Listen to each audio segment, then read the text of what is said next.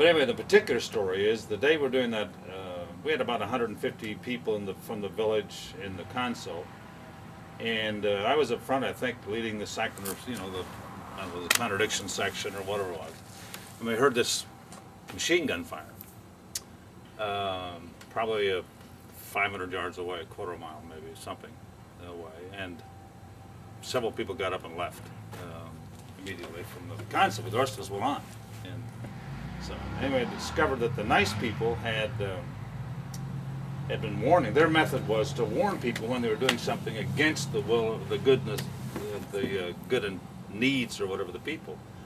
Some guy was ripping them off. Like in this case, it happened to be a guy who was making the farmers who were out carrying whatever their produce to market pay a toll fee to get by him.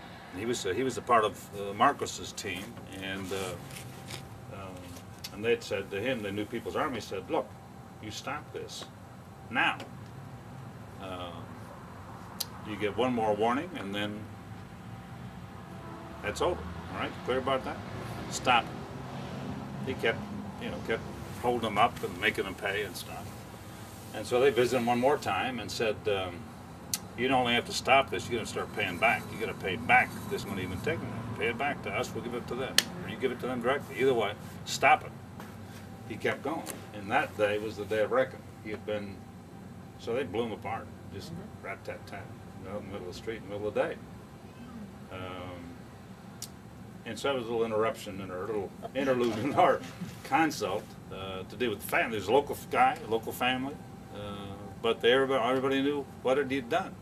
And this was their way of supporting the resistance by saying, all right, that's the price to be paid when you decide to rip off local people. And and the New People's Army had identified the people who did that. I mean, they were the Marcos say, what the hell? That's the way you stay alive out there in the bush, right? Rip off the local people. And anyway, so the council went fine. We had a great program in there. Developed into about 30 villages we worked with.